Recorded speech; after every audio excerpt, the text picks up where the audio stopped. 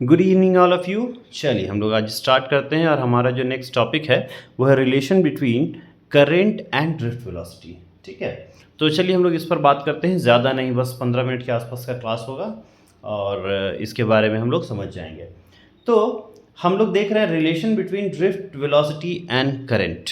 यहाँ पर drift velocity और करंट के बीच का रिलेशन देखना है। तो क्या करेंगे, सबसे पहले हम एक कंसिडर करते हैं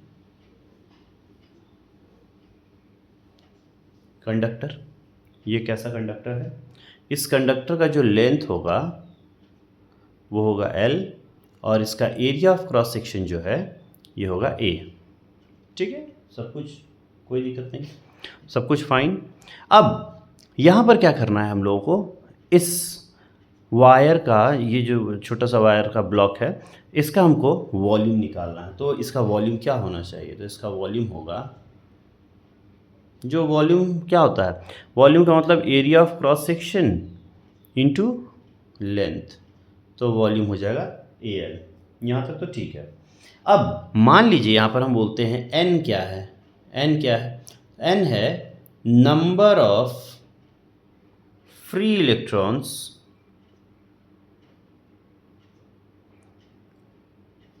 पर unit volume, per unit volume. ठीक है, तो टोटल वॉल्यूम है AL। N क्या है? Number of electrons per unit volume. तो total number of electron in this volume क्या निकलेगा? टोटल नंबर ऑफ इलेक्ट्रॉन क्या निकलेगा? टोटल नंबर ऑफ इलेक्ट्रॉन्स क्या निकलेगा? तो ये हो जाएगा NaL। ठीक है, अब नेक्स्ट होता है कि एक इलेक्ट्रॉन में कितना चार्ज होता है, E। ठीक है, तो यहां पर हम लोग क्या लिखेंगे? Charge on a single electron कितना है भाई? E। ठीक है, तो total charge on this whole number of electrons will be, total charge will be, total charge will be NeAl। Equation number 1 ये मिल गया हमको टोटल चार्ज। ठीक है, टोटल चार्ज को हम लोग यहाँ पर Q भी बोल सकते हैं। तो Q इज इक्वल टू क्या आया? NeAl। This is total amount of charge found in this block of wire. ना अब हम लोगों को क्या करना है, ये देखिए हम क्या करते हैं, यहाँ पर हमको करंट और ड्रिफ्ट वेलोसिटी के बीच का रिलेशन निकालना है। तो ये देखिए, करंट का मतलब क्या होता है? Total charge by total time. तो करंट अगर है तो यहाँ पर हमको पोटेंशियल डिफरेंस भी दिखाना होगा। देखिए ये पॉजिटिव पोटेंशियल, ये है नेगेटिव पोटेंशियल। इलेक्ट्रिक फील्ड इस तरफ जा रहा है क्योंकि इलेक्ट्रिक फील्ड हमेशा पॉजिटिव से नेगेटिव की तरफ जाता है। इलेक्ट्रॉन जो ड्रिफ्ट कर रहा है वो इस तरफ ड्रिफ्ट कर रहा है। यहाँ तक सब कुछ अच्छा है, कहीं कोई दिक्कत नहीं है। तो जब कोई इलेक्ट्रॉन यहाँ से यहाँ तक आता है तो वो L डिस्टेंस कवर करता है। किस स्पीड के साथ? तो इलेक्ट्रॉन का स्पीड को हम लोग ड्रिफ्ट स्पीड कहते हैं। एकदम सिंपल, ड्रिफ्ट स्पीड कहते हैं। तो यहाँ से यहाँ तक आने में अगर वो L डिस्टेंस कवर करता है और VD स्पीड से चलता है तो उसको टाइम कितना लगा? तो ये तो हम लोग सिंपल बोल सकते हैं, टाइम। इसका नाम रख देते हैं AB। तो हम लोग क्या बोलेंगे? Time period, time period for electrons to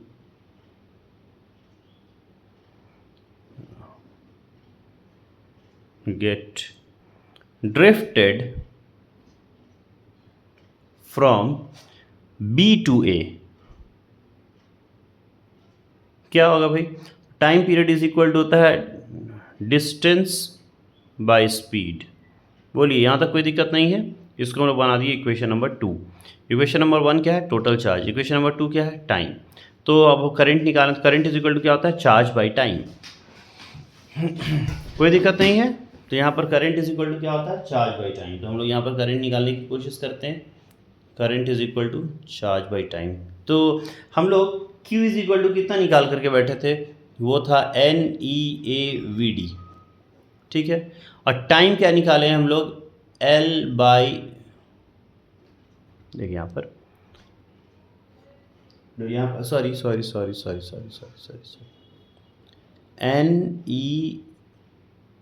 NEAL, हाँ अब सही है, डिवाइडेड बाय L/VD, ठीक है, यही हो गया।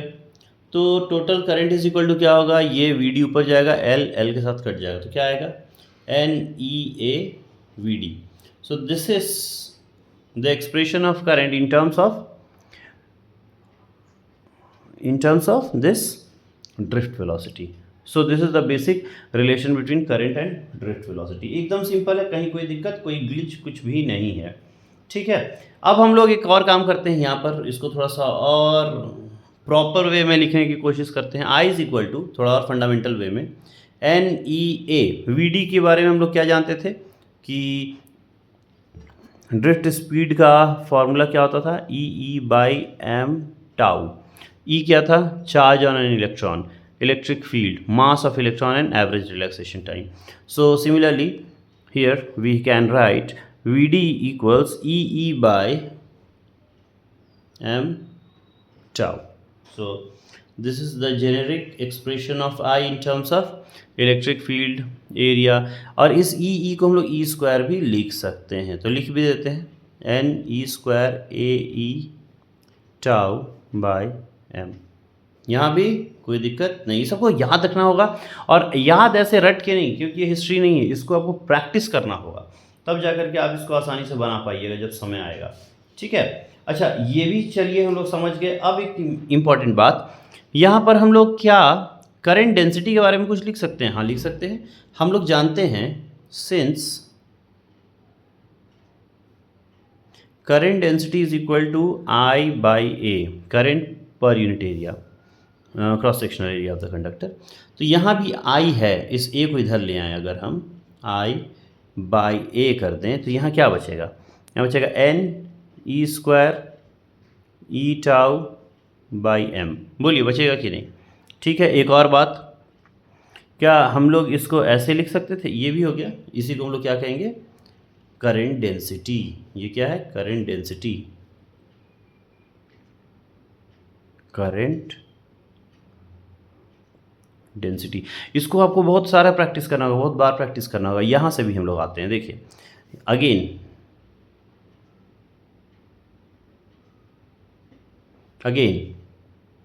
I equals NEAVD.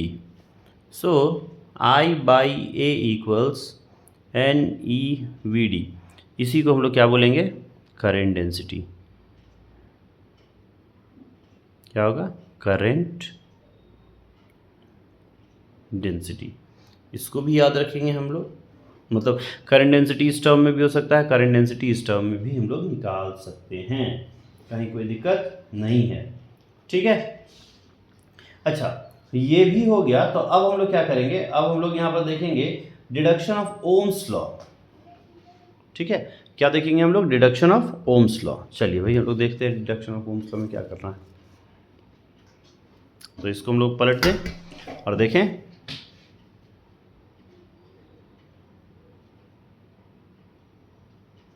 Deduction of Ohm's law, ठीक है। देखिए डिडक्शन ऑफ ओम्स लॉ में हम लोग करते क्या हैं, ये ओम्स लॉ होता क्या है, तो आप लोग ये पढ़े हैं कि V is directly proportional to I, so V is equal to IR, तो R is equal to V/I, ये सब तो हम लोग पढ़े ही हैं। यहाँ पर ओम्स लॉ हम लोग किस तरह से रिड्यूस करेंगे, चलिए उसको हम लोग देखते हैं। तो सबसे पहले तो हम लोग यहाँ पे देखें I इक्वल्स क्या होता है, अभी भी हम लोग देखे थे यहाँ पर, देखिए अगर हम लोग इसको ले लें, NE² AE τ/m, ठीक है। इसको हम लोग ऐसे ही रख दें ताकि आपको भी दिक्कत ना हो। ये दिख रहा होगा, ये दिख रहा है, यही टर्म हम लोगों को लिखना है। NE² A यहाँ पर हम लिखते हैं NE² A, ठीक है, E τ/m, यहाँ तक हम लोग लिख दिए। चलिए भी बहुत अच्छी बात। अब हम लोग जब ये लिख सकते हैं तो उसके बाद फिर इसमें हम लोग ये भी लिख देते हैं सिंस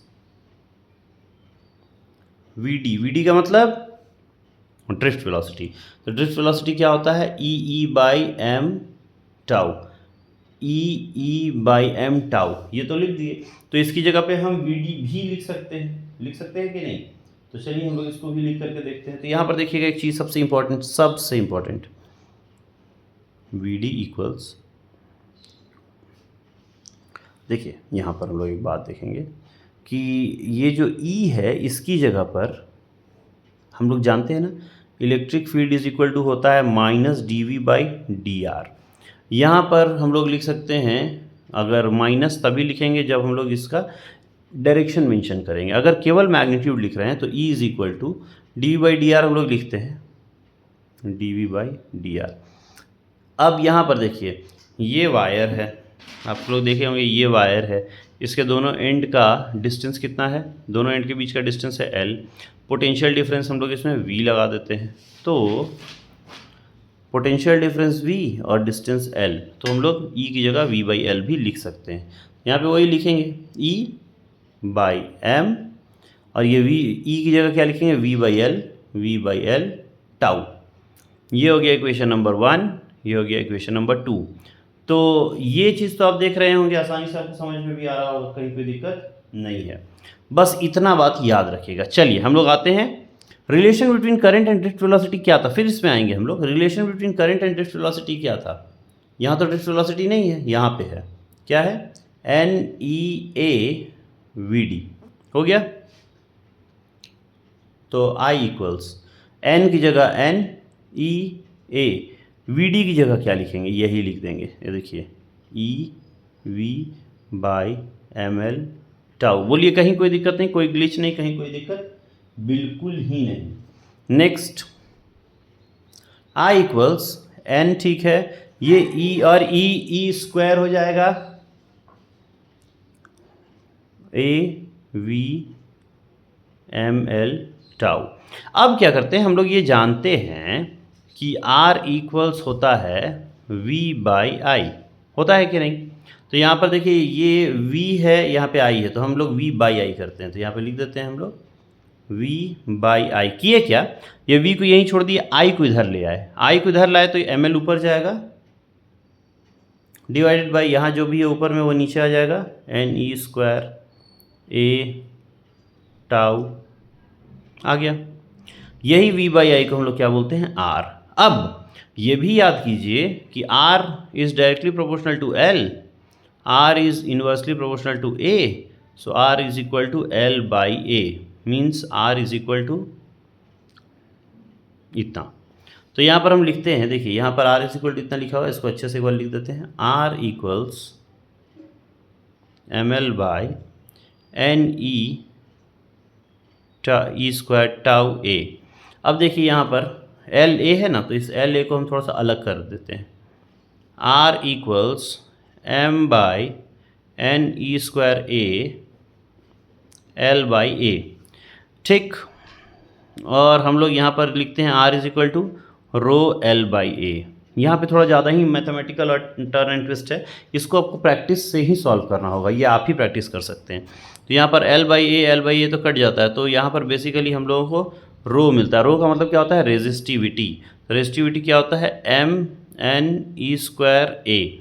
मतलब ये रेजिस्टिविटी जो है ये कौन कौन से फैक्टर पे डिपेंड करता है, मास ऑफ द इलेक्ट्रॉन या चार्ज कैरियर या current carrier, number density of electron that is number of electrons per unit volume, charge on an electron, और ये होता है एरिया ऑफ क्रॉस। सॉरी यहाँ पर तो हम लोग ये टाउ होगा, ये not this is tau, sorry ये टाउ है। टाउ का मतलब होता है एवरेज रिलैक्सेशन टाइम, एरिया तो हम लोग काट दिए थे ना, तो ये हो गया एवरेज रिलैक्सेशन टाइम। इस तरह से हम लोग देखिए इस जगह पर ओम्स लॉ डिड्यूस किए और यहाँ पर हम लोग रेजिस्टिविटी फाइंड किए। बात समझ में आया? यहाँ पर हम लोग क्या किए, रेजिस्टिविटी फाइंड कर लिए। तो इस तरह से हम लोग ये पूरा का पूरा रिलेशन देखे, जिसमें हम लोग क्या क्या देखे, एक बार इसको समराइज कर देते हैं। तो समराइज करने के लिए देखिए हम लोग क्या देखे, सबसे पहले देखे कि relation between current and drift velocity क्या होता है। Relation between current and drift velocity क्या था भाई, क्या था, I is equal to NEAVD। दूसरी बात, करंट डेंसिटी के टर्म में अगर हम लोग निकालना चाहे तो I/A कर दिए, तो यहाँ क्या बच गया, NEVD। चलिए ये भी हो गया, बहुत अच्छी बात। उसके बाद हम लोग ओम्स लॉ डिड्यूस किए, तो ओम्स लॉ यहाँ पर आप देख रहे होंगे, ये हम लोगों का ओम्स लॉ यहाँ पर डिड्यूस किए, V/I is equal to ml/NE²A, इसको भी लिख दिए। और फाइनली हम लोग रेजिस्टिविटी का फॉर्मूला निकाले, तो रेजिस्टिविटी का फॉर्मूला क्या हो गया, M/NE²/τ, सॉरी M/NE²τ। इस तरह से हम लोग इसको इतना ख़त्म किए, ठीक है। तो इससे रिलेटेड कुछ क्वेश्चंस हम लोग देखेंगे अगले क्लास में, लेकिन आज हम इसका कुछ क्वेश्चंस, कुछ थ्योरेटिकल टाइप क्वेश्चंस को हम लोग ब्लॉग में डालेंगे, तो उसको आप लोग एक बार अच्छे से देखिएगा, ठीक है। चलिए हम लोग आज के लिए इतना ही रखते हैं, नेक्स्ट डे हम लोग इसके आगे बढ़ेंगे और हम लोग क्या बनाएंगे, numerical related to current, drift velocity, Ohm's law, current density, etc. etc. चलिए, ओके, बाय बाय।